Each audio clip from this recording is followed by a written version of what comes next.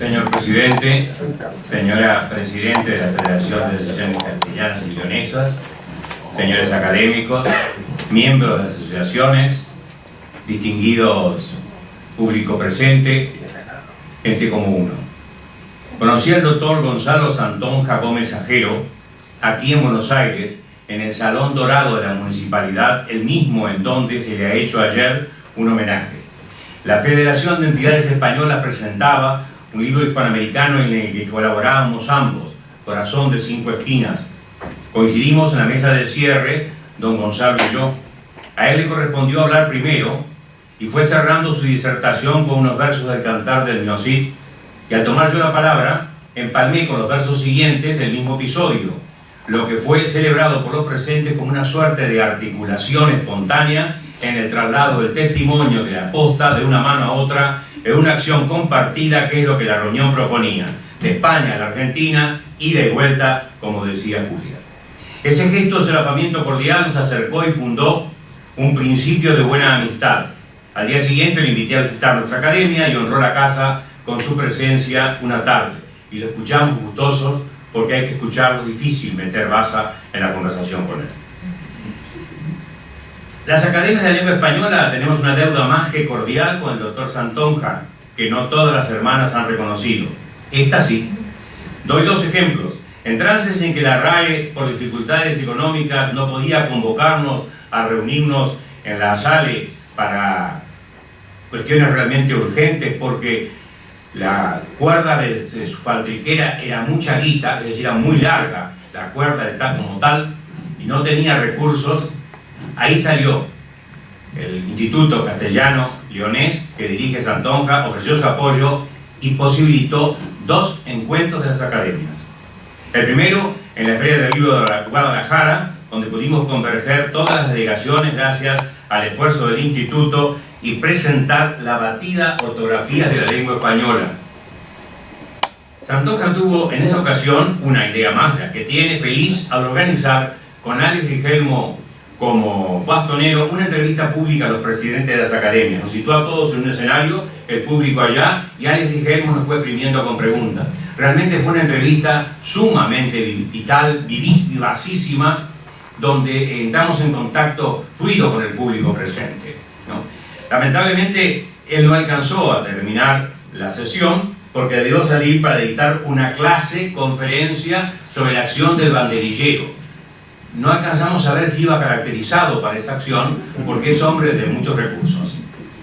La segunda ocasión en que acudió económicamente para posibilitar otra reunión de la SALE fue con motivo de la necesaria reunión para diagramar el Congreso de Academias que debía realizarse ese año en Panamá.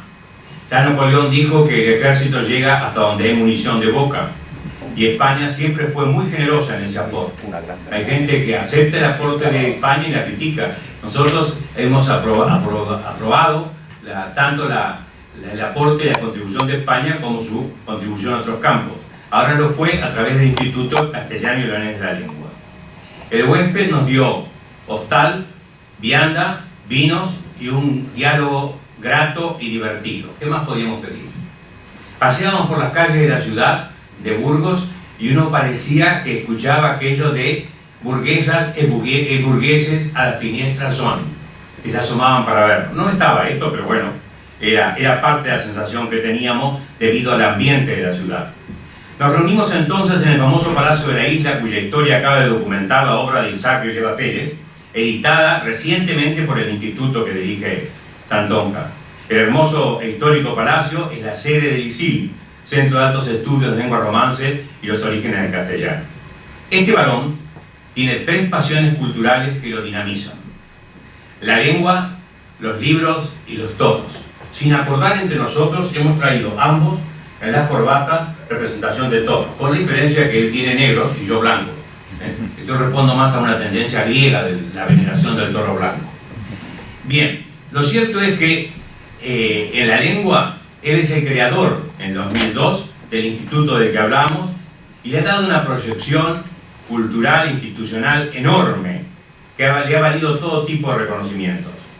Santonja es un gestor nato de empresas culturales y proyectos de investigación, Y su presencia se ha dado en más de 300 congresos en España, en Europa y en Hispanoamérica, en Estados Unidos. Es un realista hacedor. Jamás se lo podrá abofetear con aquella frase con que Pedro Bermúdez, nosotros decíamos la primera versión del poema Pedro Bermudo o Pero Bermudo, ¿cierto?, lo cachoteó a los infantes de Carrión tan innobles: lenguas sin manos. Santonja es lenguas y manos. Y su lema creo que sería manos a la lengua, que no estaría mal. Su pelea sostenida es consolidar la cuna castellana de la lengua común, desde que entonces la Castilla un pequeño rincón, como dice el poema de Fernán González. En pro de esa lengua es que nos respaldó en México y en Burgos. Su labor como director del instituto desde su fundación ha sido proficua.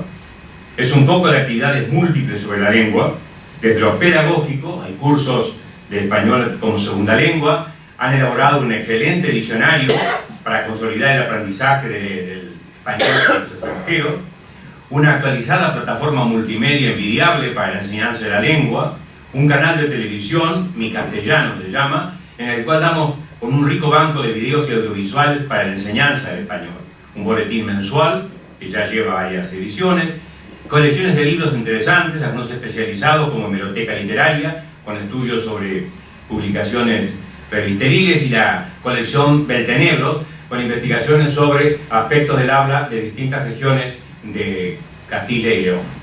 Y entre las novedades encontré una sorpresa, poesía para vencejos, de Felipe Pérez Pollán. Esto me trajo a mi distante juventud, porque con Felipe Pérez Pollán, cuando vivía en La Plata, no sé si usted sabe, Santonja, fundamos una revista de poesía, que él como español metía mano y hasta me corregía los poemas, y fue una experiencia juvenil rica y un descubrimiento interesante ver que este hombre, que ahora tiene una suerte de torre de castillo, donde hace reuniones líricas en España, ha publicado en una de las colecciones del instituto. El ISIL está asociado a 4 grandes universidades del ámbito, que son Salamanca, Valladolid, León y Burgos. La segunda pasión del trino que lo alimenta es la de los libros.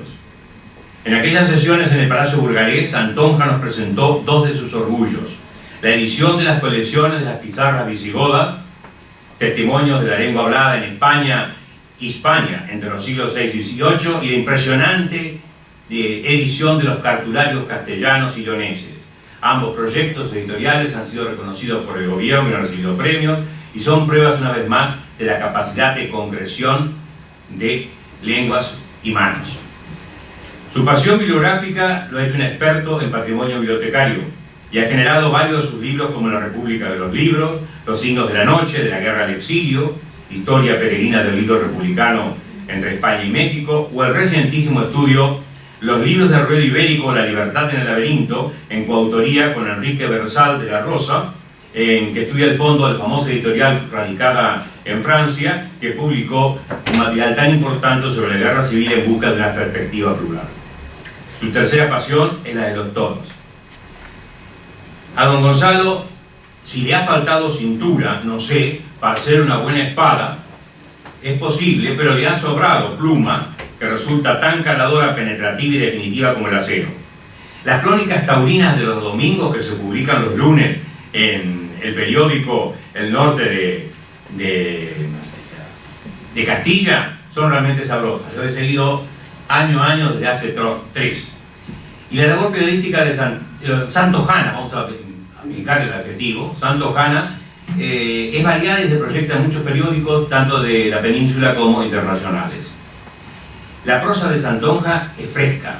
Realmente yo les invitaría a que lo lean. Bueno, el público ha leído todo ya, pero relean en todo caso a Santonja, porque tiene mucho gracejo y un gran sabor popular que lo hace muy sabroso, porque está toda transida de oralidad. De modo que esto le da una vitalidad enorme a la prosa. Su pasión por los ornamentados le ha valido muchas satisfacciones y algunas exclusiones. Guarda que pasa, diría Dante. Más allá de sus picantes crónicas domingueras, de sus muchos cursos sobre el arte de capear, están sus libros de investigación, como Luces sobre una época oscura, el toreo a pie en el siglo XVII, o Por los albores del toreo a pie, textos e imágenes del siglo XII al XVII, o la edición del Memorial en Defensa de los Toros, escrito hacia 1570 por don José López de Velasco, cronista mayor y cosmógrafo, que enderezó a Felipe II en contra de la bula pontificia, que era abolicionista. Tiene preferencia particular por este autor y por este texto, don Gonzalo Santonja, que es catedrático de literatura española en el Departamento de Filología Hispánica II de la Universidad Complutense, como docente e investigador más que acreditado. Ha sido vicedirector de los cursos de verano que esa universidad dicta en el Escorial, y asesor de muchas entidades, como el quinto centenario del Tratado de Tordesillas, Sociedad Estatal España, Nuevo Milenio, Sociedad de Conmemoraciones, Fundación Rafael Alberti. Es integrante del comité de varias publicaciones, como el Boletín de la Academia Norteamericana de la Lengua Española, de la cual es correspondiente, La Colmena, de la Universidad de México, Siglo XXI, Literatura y Cultura, de la Cátedra Miguel Delibes, de la Universidad de Valladolid. El Instituto ha publicado 2 interesantes léxicos sobre palabras de tipo popular y rural en la obra de Delibes, muy interesante. Y además de los libros citados, cabe recordar de nuestro flamante académico, del lápiz rojo al lápiz libre, un poeta español en Cuba, Museo de Niebla, y ha prologado más de 60 ediciones de autores clásicos que van desde la época del siglo de oro hasta el 27. Su extensa y valiosa labor ha merecido los premios Ortega y Gasset, Nacional de Ensayo, Teresa de Ávila y Castilla y León en las letras, y actualmente trabaja en la edición de Lazarillo de Inquisición o Lázaro Castigado, de su preferido López de Velasco, y una obra que ya terminó, que es Escritores Españoles que se hicieron mexicanos.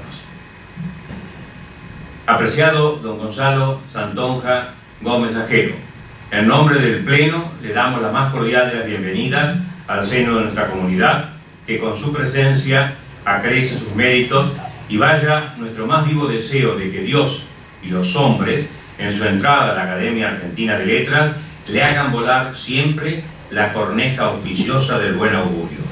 Bienvenido.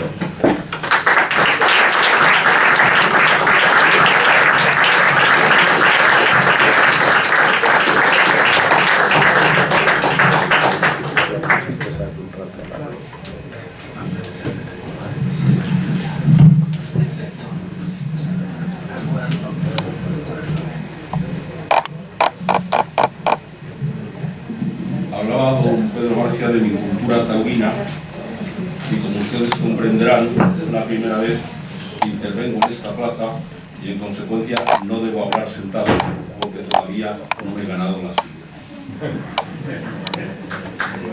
Muchas gracias, don Pedro. Yo en una ocasión le escuché a él hablar de los currículums, y decía que el currículum pues, es verdaderamente, de alguna manera, un arte de invención y también un arte de generosidad. Él ilustraba el caso de una señora, traderaños y no favorecida por la fortuna, quizás tan arruinada como el castillo de Cervantes, que Avellaneda le echó encima a don Miguel de Cervantes. Y acabada aquella presentación absolutamente excesiva, alguien la puso en un brete cuando dijo a la señora: y ahora, señora, aparecerse al retrato. Pues es la coyuntura en la que me coloca a mí don Pedro García. Voy a intentar parecerme a ese retrato. Va a ser difícil. Señor presidente de la Academia Argentina, muchísimas gracias. Usted es el editor verdadero, empecemos por verdades, de libros tan ejemplares como La relación de la conquista de Perú, que yo conseguí hace algunos años, o El detalle de Maipú, que es un libro que a mí me abrió perspectivas absolutamente insospechadas. Yo por ese tipo de literaturas me muevo mal, ya que mi reconocimiento a usted como presidente de esta academia y como autor verdaderamente a imitar. Querida Julia, presidenta de Castilla y León en Buenos Aires, ayer en la legislatura perpetré un error. Me referí a las personas que habían tenido la amabilidad de asistir llamándoles bonaerenses. Pido disculpas. Tuve que decir, evidentemente, porteños y porteñas.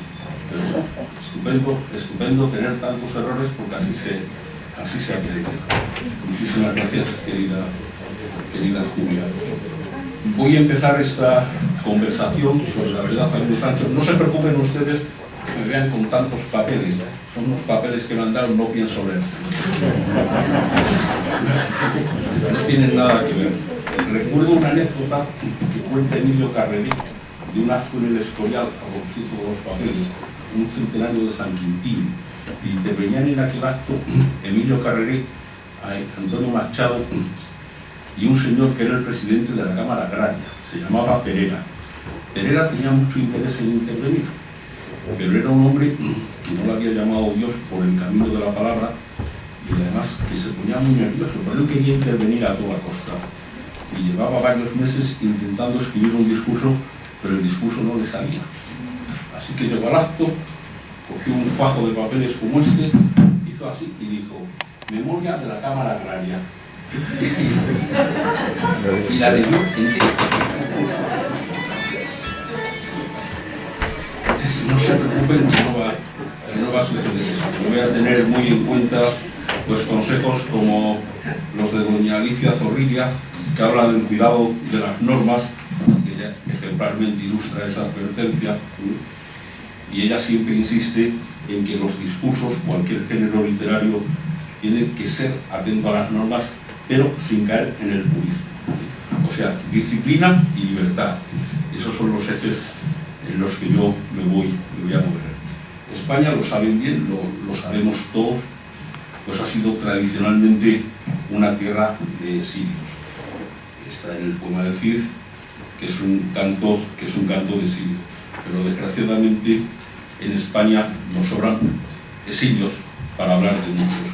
Está el de los judíos, está el de los moriscos, está un exilio del que se habla muy poco, y es el de los erasmistas y de los iluminados del siglo XVII, que tiene una importancia fundamental, porque ellos se van a distintos países de Europa y son ellos quienes empiezan a enseñar el español como lengua extranjera.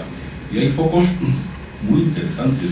Hay un foco belga-renano, donde hay un personaje deslumbrante que se llama Francisco Sobrino, que escribe, yo creo que es el primer método de enseñanza del español a través de la literatura. Escribe unos diálogos nuevos en español y francés, con muchas explicaciones, con muchos refranes, y fíjense lo que añade en el subtítulo, con muchos refranes y las explicaciones de diversas maneras de hablar. Es decir, en el primer método que tenemos de enseñanza del español, pues ya se admite como una riqueza y como una virtud que el español es una lengua muy plural, que se habla de muy distintas maneras y que todas esas maneras tienen la misma legitimidad. Hablar un español distinto no es ni mejor ni peor, sencillamente es excelente. Y eso está así desde el principio. Eso ha tardado después años en reconocerse oficialmente, pero eso está así desde el principio. El libro de Sobrino, si ustedes me permiten, supongo que muchos de ustedes le conocen, si no, es un libro maravilloso, les doy un pequeño fragmento de esto era para aprender a hablar español, escribir español. Le pregunto a un personaje a otro: ¿y de Burgos a dónde fue usted? Las guías actualmente siguen también simulando estos diálogos de visitas. ¿Y de Burgos a dónde fue usted? A Valladolid, linda ciudad y muy poblada. Fíjense qué curiosa, linda ciudad en el 17. Esto es rarísimo. Es decir, y además ponerlo delante del sustantivo, esto es rarísimo, esto es un rasgo casi porteño prácticamente. Linda ciudad y muy poblada, a donde hay una de las chancillerías de España. Es grande, grandísima, y tiene 17 parroquias y 2 colegios. Es una ciudad obispal. Siga usted adelante, si gusta. De aquí fui a Medina del Campo, buena villa, a donde hay muy buenas librerías. Medina del Campo era el punto de referencia del comercio librero. Buena villa donde hay muchas buenas librerías. Pasé allí la noche y a la mañana siguiente torné el camino de Salamanca, que es una grandísima ciudad y la más famosa universidad de toda España. Vi allá muchos colegios muy bien edificados y la puente hecha por los romanos, y también el Toro, Salamanca de Gracia siempre sale el toro. Y también el toro, que está a la entrada de la ciudad, el toro del que habla Lazarillo de Torres. Y le dice su interlocutor: ¿vio usted allí la casa de Celestina? Señor, bien me dijeron el lugar a donde estaba, pero no tuve tanta curiosidad para ir a verla, porque me parece que es cosa gentil. Este diálogo es absolutamente deslumbrante en muchísimos. Está escrito con una gran agilidad, no tiene ni un solo error gramatical ni de ningún tipo, es una prosa muy ágil y luego tiene noticias absolutamente sorprendentes. Es decir, cita el Lazarillo de Tormes, que es un libro prohibido por la Inquisición, desde 1555 y que no se ha vuelto a editar en España. Existen las ediciones castigadas de López de Velasco, que son muy interesantes por mandato de la Inquisición, pero el Lazarillo es un libro del que no se hablaba. Y luego esta referencia a la Celestina. Dice: has ido a ver la casa de la Celestina. Y dice: bueno, me han dicho que está allí la casa de Celestina, pero no he tenido curiosidad, porque me parece que es una cosa fingida. ¿A qué conciencia entre la literatura y la realidad? ¿Qué decisión entre la realidad? Hay otro foco francés apasionante, donde hay un personaje que es uno de los personajes que a mí más me interesan, Juan de Luna, el autor del segundo Lazarillo. Él hace diversos métodos de enseñanza del español y utiliza también muchos refranes, muchos trabalenguas. Recuerdo un fragmento que va caracterizando a los distintos pueblos españoles y dice: llaman a los castellanos arrogantes, a los andaluces fanfarrones, a los portugueses enamoradizos, a los gallegos ladrones, a los asturianos mentirosos, a los montañeses hidalgos cazurros, a los catalanes bandoleros, a los valencianos delicados, a los navarros franceses, a los vizcaínos cortos.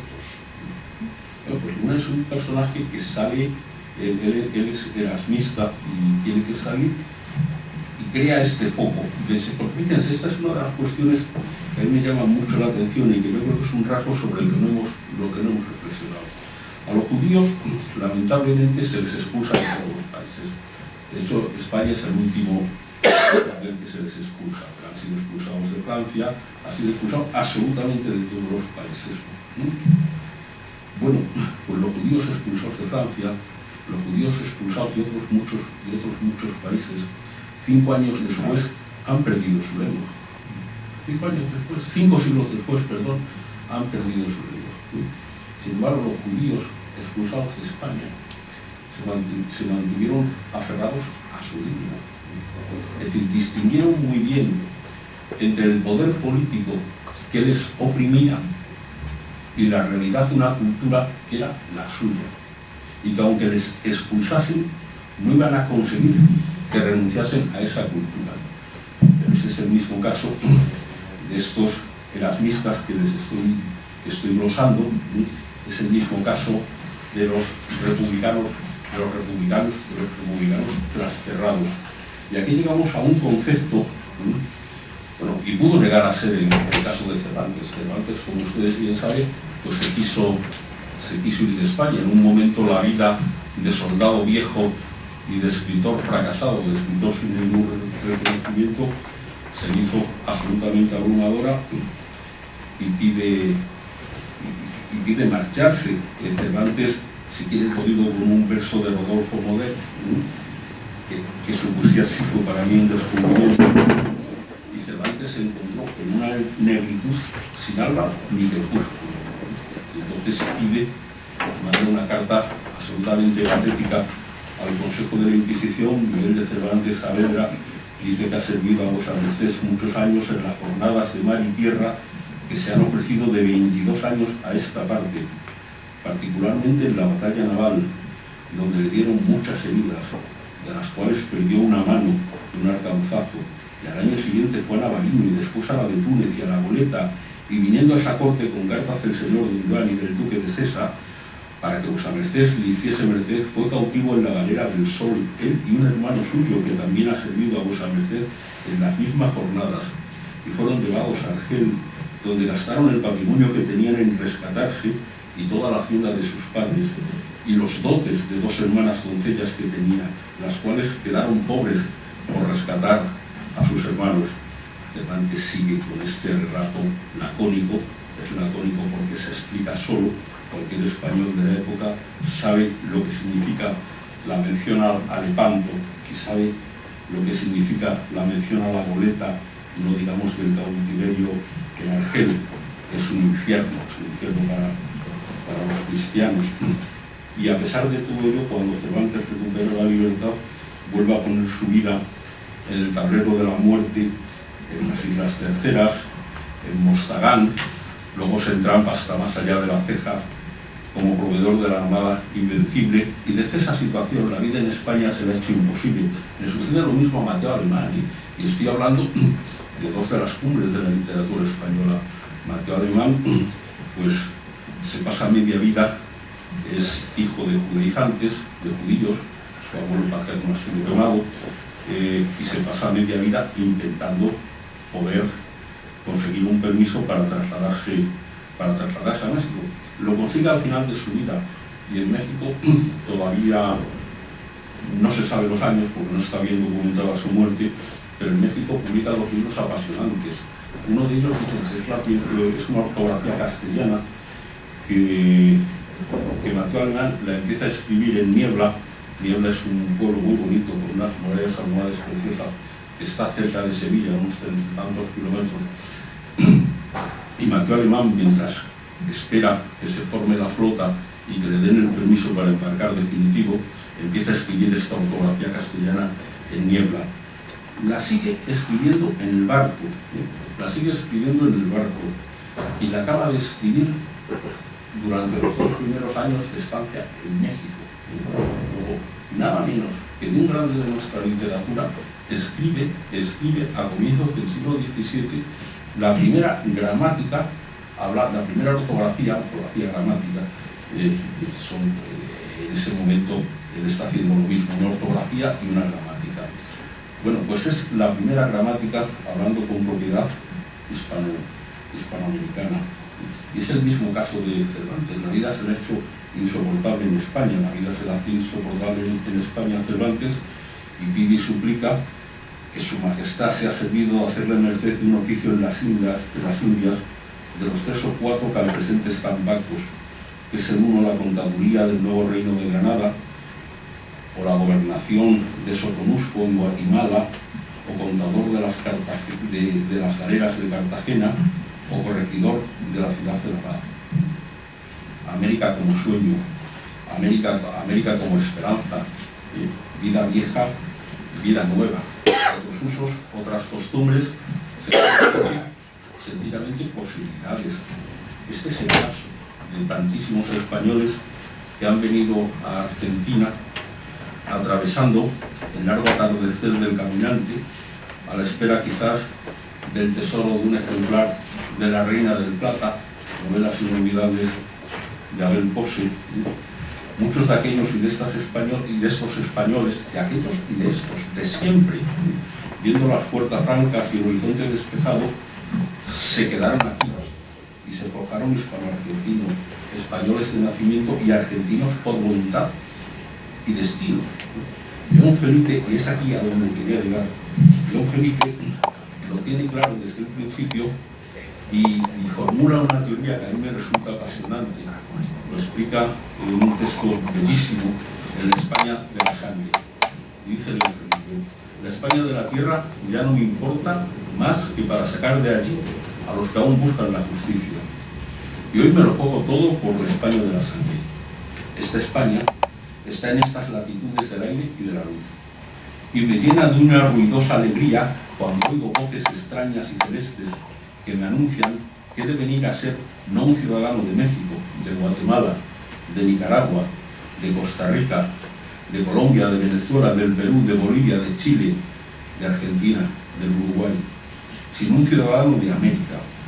Y este honor, este diploma de ciudadanía continental americano, lo he de ganar no con la lanza de los conquistadores, sino con la espada del verbo, de la luz y de la justicia, o con las armas del trabajo y con las armas de la España de la sangre. Es lo mismo que Carlos Fuentes llama el territorio manchado de Don Quijote. Y en esa España ideal que no está pegada a la tierra, que es un concepto intelectual y espiritual, pues Argentina figura como ínsula principal. Mundo viejo, mundo nuevo, nuevo mundo. De línea de sombra a luz de sueño, podría decir con Requeni. Miren, hay un México, que es el México de Séneca, hay una Cuba, que es la Cuba de la Verónica, de Manuel Aguirre, o el Chile de Cruz y Raya, de Arturo Soria y José Bergamín, y muy destacadamente la Argentina de Pleamar.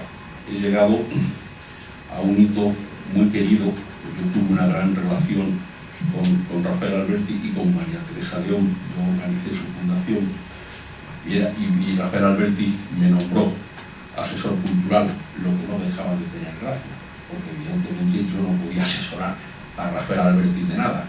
Es uno de los muchos guiños de generosidad que tuvo Rafael Alberti conmigo. Bueno, pues Rafael Alberti y María Teresa León, cuando se instalan en Argentina, se instalan azarosamente porque ellos van para Chile, pero ese camino se hace imposible, y aquí, estando en ilegalidad, les acogen pues, un grupo de amigos argentinos que arriesgaron su vida, su fortuna y su patrimonio y su vida por ellos. Estoy pensando en Rodolfo Araoz y en su casa del Totoral, en el cordobés Teodoro Roca y evidentemente en Gonzalo Sala. Bueno, pues ya instalados en Argentina, apenas instalados en Argentina, con el apoyo de otro exiliado español, sobrino nieto de Benito Pérez Galdós, Hurtado de Mendoza, crean una editorial que a mí me parece que tiene un nombre afortunadísimo para hablar de Argentina. Ayer decía en la legislatura que yo a este país siempre le veo en Pleamar.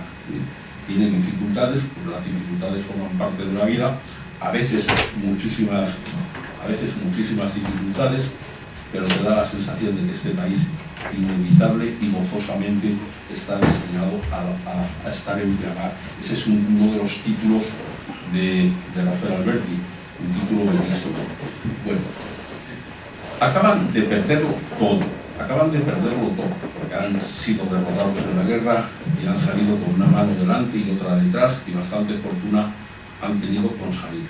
Pues fíjense, tanto Manuel Alto Aguirre, que es el mismo caso, o Arturo Soria, que es el mismo caso, o José Bergamín, que es el mismo caso, que hablan de Séneca, de Luz del Sur, de la Verónica y de Pleamar. Los cuatro, en sus iniciativas editoriales, el sello de Pleamar, Rafael Alberti, o en otras colecciones que tuvo aquí, La Rama de Oro, el editorial Sapir, eluden completamente la política. Ellos saltan sobre la guerra. Es decir, y es una cosa que no se dice cuando se habla de la guerra incivil, de la guerra incivil, que es una cosa que nos la enseñó Unamuno. Las guerras armadas no son guerras civiles, son guerras inciviles. Porque las guerras civiles son las guerras del diálogo y de la palabra. Y aquí Unamuno hace, desde mi punto de vista, una aportación esencial que no se ha tenido en cuenta cuando él se declara partidario de la guerra civil, entendiendo por la guerra civil el debate de ideas. Y dice una cosa que también la ha dicho Borges, es decir, que nadie tiene nunca toda la razón y a nadie le falta nunca algo de razón. Entonces lo que a ti te interesa de tu interlocutor es lo que te enseña, y quien te enseña es quien te lleva a la contraria, te obliga a matizar tu pensamiento, te saca de tus errores. Pues insisto, aunque tú tengas mucha razón, otras veces tienes poca, aunque tú tengas mucha razón, nunca tienes toda la razón. Entonces el enemigo es absolutamente imprescindible. Por eso el enemigo es nuestro mejor amigo. La familia y los amigos cumplen otra función. Hay un poeta español, Francisco Pino, poeta de Valladolid, un poeta de vanguardia, que empezando la guerra civil española, él era muy católico, como nos manda por otra parte, saliendo de misa en Argüelles, le detienen, es el 19 de julio, primer domingo después del 18 de julio, no caigo en qué día de la semana del 18 de julio, de la sublevación. Le detienen saliendo de misa, tiene mucha suerte, porque si lo hubiesen detenido 2 o 3 meses después, que ya estaba organizado el sindicato del crimen, le hubiesen asesinado, iba a cometer un lapsus, iba a decir ejecutado, lo hubiesen asesinado. Pero como en aquel momento ese sindicato del crimen todavía no está organizado, lo llevan a la cárcel modelo. Él en la cárcel modelo pues se pasa la guerra en unas situaciones dramáticas, porque vive las sacas de Paracuellos. Y cuando acaba la guerra, él es de una buena familia de Valladolid, alguien pretende, dice, bueno, este hombre lo ha pasado muy mal en la guerra, ha estado en la cárcel, estará muy herido, es un hombre con prestigio, nos va a venir muy bien para las tareas de represión, que dé cobertura a las tareas de represión. Francisco Pino se niega, en el Pinar de Antequera, que es un pinar que estaba en la salida de Valladolid, se instala en una casa perdida y huye del mundo. Y escribe un poema pequeñito que a mí me conmueve, es un poema que dice: por tu amigo, el enemigo, hazle llorar, te lo digo en silencio, largamente, como si fuese una larga, por tu amigo, el enemigo, hazle llorar, te lo digo en silencio, largamente. Los intelectuales españoles, la inmensa mayoría, no quiso la guerra. A la guerra le llevaron, a la guerra los llevaron, pero cuando acaba la guerra, ellos lo que quieren recuperar es su pulso intelectual y una cosa muy importante, la España por encima de la tierra, la España trasterrada, la España espiritual. Y es esa España a la que ellos van a ser real. Luego, aclaro un poquito más este concepto. Instalados Rafael Alberti y María Teresa León aquí y sacando esas iniciativas editoriales, miren, la verdad, amigo Sancho, nos obligaría a los españoles a reconocer 5 cosas importantes literariamente, que la cultura española debe a Argentina en este caso, y que la cultura española debe a Buenos Aires. Porque se hizo con dinero argentino y se hizo porque los lectores porteños y los lectores bonaerenses y los lectores argentinos apoyaron los libros de Pleamar. Por eso pudo salir adelante. 5 iniciativas fundamentales de Pleamar. Y poco antes de la guerra, Ediciones del Árbol, que es la empresa mítica de Cruz y Raya, había empezado la recuperación de las fábulas clásicas del español. Estoy pensando en las fábulas de Góngora, estoy pensando en la fábula de Polifemo, de Cristóbal de Castillejo, en la fábula de Narciso, de Gregorio Silvestre, etcétera, etcétera, etcétera. Las fábulas era un género que no había sido bien visto en la literatura, en la historia de la literatura española. Y ese inicio de Benjamín de recuperar esa literatura clásica lo cercena la guerra. Bueno, pues aquí en Argentina, Rafael Alberti hace la primera colección de drogas y fábulas castellanas y la hace con una visión de conjunto, desde el Renacimiento hasta el siglo, estoy pensando en las fábulas, esa fábula las fábulas prodigiosas de Garcilaso de la Vega. Pues es que ahí nuestra lengua se convierte en otra lengua. El dulce lamentar de 2 pastores, Salicio juntamente y nemoroso, he de contar sus quejas imitando, cuyas ovejas, al cantar sabroso, estaban muy atentas los amores de placer olvidadas, escuchando. Es una maravilla. Cuyas ovejas, al cantar sabroso, estaban muy atentas los amores de placer olvidadas, escuchando. Bueno, pues la recuperación de las églogas y de las fábulas vistas así, en conjunto, es decir, acaba con la historia cronológica, que es una falsedad, es decir, literatura del siglo XVII. No, literatura de género. Las églogas y las fábulas tienen una entidad y tienen una cohesión y tienen una influencia, sobre todo la vertebración del castellano, que va desde el Renacimiento hasta el siglo XIX. Es decir, es esa recuperación de la historia temática, y convierte a la literatura en lo que es, en un género de intemporalidades. El día me sorprendió Rasper Alberti, y le decía, ¿qué haces, Rafael? Y me dice, pues estoy hablando con San Juan, ¿no? Y es verdad, hablaba con San Juan. Claro, eso lo dice Quevedo, hablamos con los muertos. Claro, es ese diálogo de intemporalidades, y uno, además de ser contemporáneo de sus contemporáneos, a los cuales puede desconocer perfectamente, puede ser contemporáneo de Cervantes o puede ser contemporáneo de Garcilaso. Es un concepto distinto de la literatura, y eso se acuña aquí, eso se acuña aquí, se quiera ver o no se quiera ver, gracias además a personas como Ricardo Enrique Molinari, y como muchos otros, como Pedro Enríquez Ureña, porque claro, Rafael Alberti esos libros no los tenía al alcance de la mano, y son ellos quienes se lo facilitan.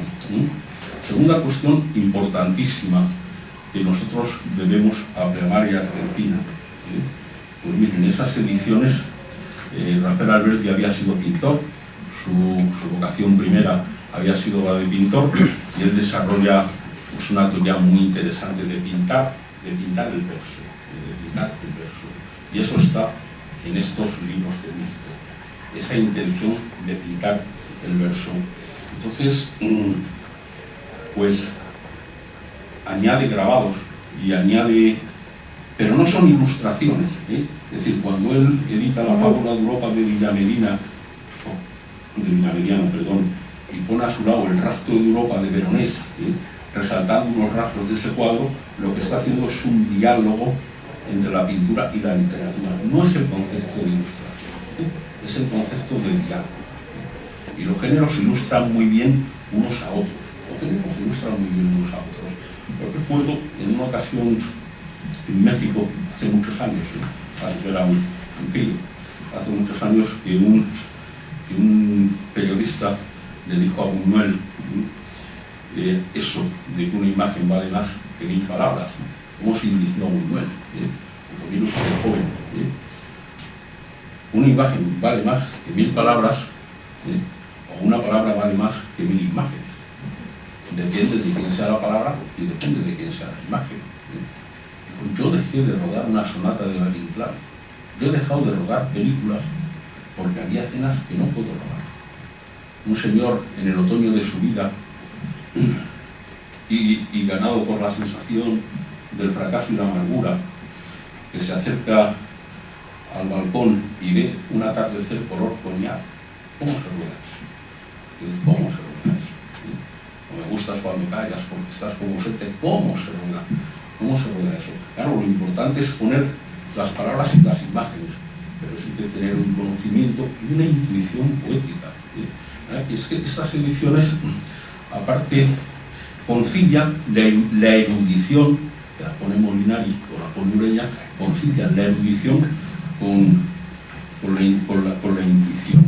Eso sobre la desmemoria del tiempo también hay que decirlo. Eso en la literatura española nace aquí. Tercera aportación esencial. Miren, Alberti siempre fue fiel a tres clásicos, a Góngora y a Garcilaso, desde luego, pero también a Bécquer. Y muy pocos españoles saben ahora que la primera edición de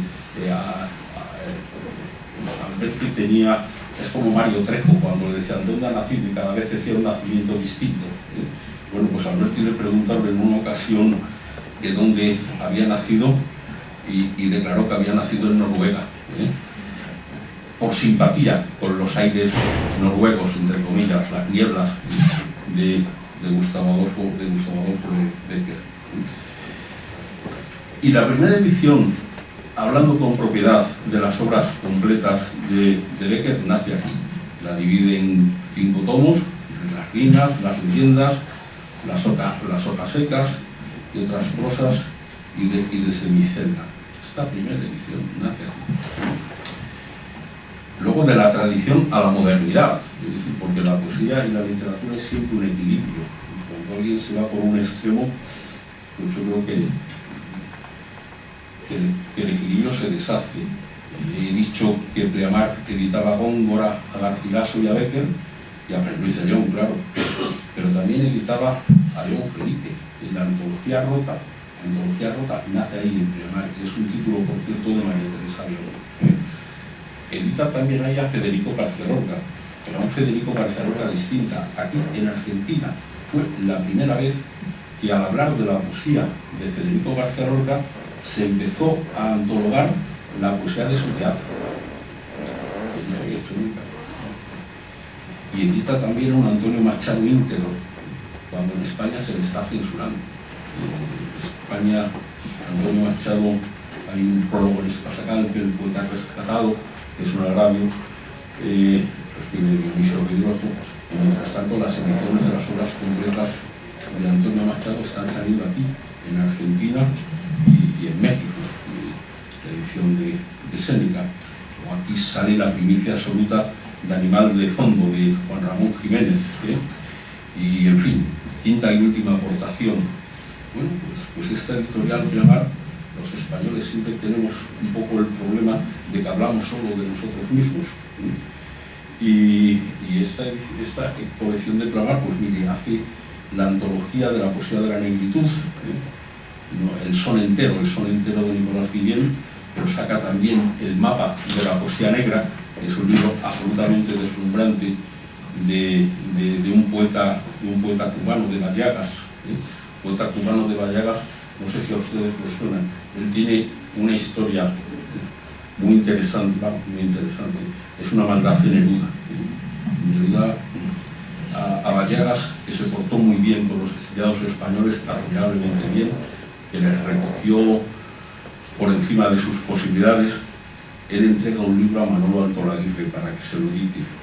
Manolo Altolaguirre le edita el libro en La Verónica, y Emilio Bayagas coge toda la edición y la tira al mar. Que tira Emilio Bayagas la edición al mar. Entonces Neruda da la explicación. Emilio Bayagas era un homosexual vergonzante, y Manolo Altolaguirre le había jugado una faena. Hay un verso, dice Neruda, de Emilio Bayagas, que dice: yo siento un dolor atroz que me desgarra, y Manolo Altolaguirre habría impreso: yo siento un dolor atrás que me desgarra. Bueno, yo busqué ese libro y eso es mentira. Es decir, ese verso no existe. Lo que sí es cierto es que es un poemario que está lleno de ingenuidades, y es eso lo que lleva a Emilio Bayagas a tirar ese libro al mar. A este libro, el mapa de la poesía negra, es bien interesante, porque no es una poesía negra para turistas, ni inventando purezas inexistentes, sino una poesía de contrastes y una poesía de asimilación. Y miren, Bayagas es el primero que dice que antes de haber negros en América, pues evidentemente hubo negros en España. Y entonces ahí reconstruye, pues claro, algunos episodios. Cervantes cita a los negros en sus novelas, y saca un texto deslumbrante de Lope de Vega. Por cierto, un Lope de Vega que está magníficamente editado por Jorge Cruz, que es el editor de Puente Ovejuna, y la Dama Boba. Yo tenía la edición de Puente Ovejuna, la de la Dama Boba, acabo de conseguirla. Ya, por cierto, tuve ocasión de escucharle hace años en Valladolid, yo creo que fue a final de los años 90. Hay un texto de Lope de Vega, de poesía negra, que dice: el hocico de Bosa, hay un negro que sale a escena, y ese negro hace una burla de los amores de los europeos, y reivindica su derecho a un amor diferente. El hocico de Bosa Merced, me tiene pedido de amor de silo, ay, que me moriré. Claro, es evidente lo que resuena aquí. de la poesía mística. Pues fíjese lo que está reivindicando, el hocico de vosa merced. Eso nunca lo va a decir un europeo así. Hay poesía negra de Sor Juana Inés de la Cruz, y hay poesía negra de otros muchos poetas. Y eso está recogido aquí. Bueno, bien, concluyendo ya, y quería cerrar lo que les dije antes. Es decir, existe una España que está por encima de la España de la tierra, y que es un concepto espiritual y que es un concepto intelectual. Un editorial del siglo, Séneca, al Benjamín, lo explicaba muy bien sin explicarlo. Es como mejor se explican las cosas. Ellos tenían 4 colecciones. Una colección se llamaba Lucero, otra colección se llamaba Árbol, otra colección se llamaba Laberinto, y una última colección se llamaba Leal. Ellos ponían las propagandas en los periódicos de una manera que ponían primero Lucero, salía la palabra leal, salía la palabra, leías las primeras palabras, las primeras letras que estaban impresas en rojo, y salía la palabra leal. Es decir, Séneca se definía por la lealtad. ¿Lealtad a qué? Existe la versión simplista, lealtad a la República. No, de lealtad a la República nada. Yo tampoco diré deslealtad a la República, pero desde luego ellos no se referían a ninguna lealtad política. Claro, los libros hay que leerlos, que es una cosa que a veces no se hace, ¿no? ¿Quién decía? Manuel Azaña. Manuel Azaña decía que en España la mejor forma de guardar un secreto es publicarlo en un libro. Bueno, pues quien lea las obras completas de San Juan de la Cruz, editadas en Séneca, al tiempo que publicaban este anuncio, leerá este texto brevísimo de introducción. Esta edición de las obras de San Juan de la Cruz, coincidiendo con la fecha del 4º centenario de su nacimiento, por cierto, los españoles que aficionados somos a los centenarios, ¿no? En las fiestas, en las celebraciones, en casa o en el exilio, ya lo ven, están sumidos en la pobreza y en el exilio, pero no dejan escapar la posibilidad de un centenario. Esta edición de las obras de San Juan de la Cruz, coincidiendo con la fecha del 4º centenario de su nacimiento, es un recuerdo y afirmación de su nombre. Está magníficamente dicho, ¿no? Es un recuerdo y afirmación de su nombre. No es un recuerdo por cumplir, ni por citar de pasada, no, es un recuerdo y afirmación de su nombre. Uno de los más puros en el orden de la santidad católica, de los más altos del pensamiento y de la poesía, de la palabra española. Al publicar Editorial Séneca esta edición en México, o esta edición de Fray Luis en Argentina, acogedora tierra hospitalaria, afirma con ella la continuidad e independencia espiritual de España y de nuestra razón y pasión de ser españoles. Esto es lo que define el sentimiento de España, no el estar en una tierra. Y esa es la lealtad que define a un español. La palabra, la lealtad a la sangre, la lealtad a una serie de ideales y la lealtad a la pasión y la razón de la palabra española. Esa es la definición de españolidad, y no es una definición ni geográfica ni política. Bueno, pues esto, nada menos que esto, es lo que la hospitalidad argentina dejó ser a los españoles en medio de la derrota. Y esto es lo que la hospitalidad argentina dejó ser a los españoles en medio de la derrota económica, de las crisis del 98, de la crisis de los años 50. Nos dejó ser españoles, pero españoles humildes y trabajadores, de los que no vinieron con la cruz y la espada, sino con la palabra y el lápiz para enseñar, de los que vinieron con la paleta del albañil, de los que vinieron con el ingenio, de los que vinieron con el esfuerzo, de los que vinieron con el oficio, con los oficios.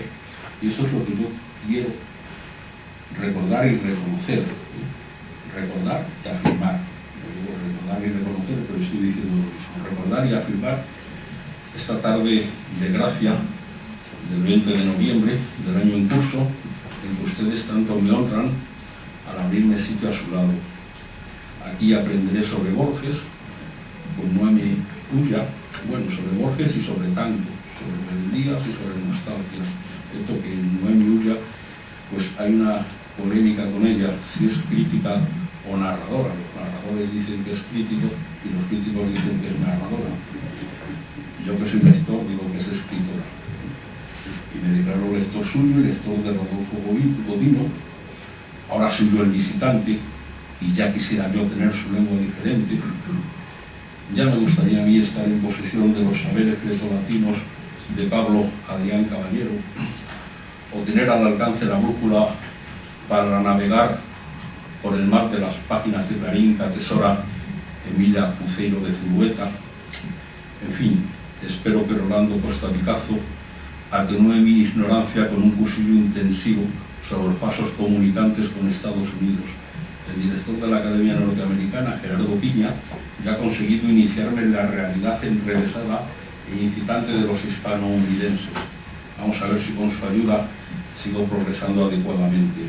Puesta a formular imposibles, también me gustaría aprender algo, siquiera algo, de Horacio Regini sobre computadoras, aunque eso francamente me parece que va a ser muy difícil. Yo hago y haré lo que pueda, fiel a ese consejo de Lázaro de Tormes, cuya vida tengo por libro de cabecera, donde se dice que hay que arrimarse a los buenos para ser uno de ellos, aprendiendo de voceo y de literatura gauchesca con Norma Beatriz Carriburo y doctorándome en amistad a la vez española y argentina, de la mano, por ejemplo, de Julia Hernando y de Pedro Martín Alonso, a quienes dedico este discurso, personificando en ellos a todos mis paisanos porteños.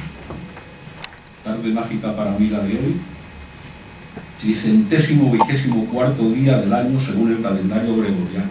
Yo seguro que eso no lo sabías. Le voy a revelar otro secreto. 324º, lo he contado bien, 324º día del año según el calendario gregoriano.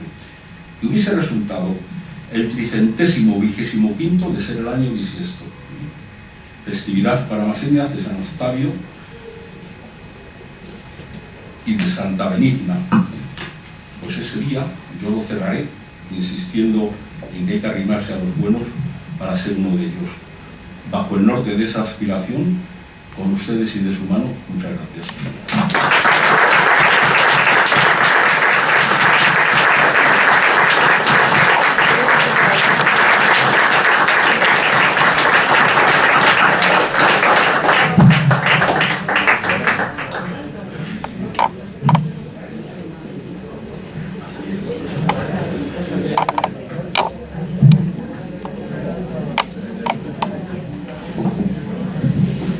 Les agradecemos su presencia y los invitamos a tomar una copa en el primer piso.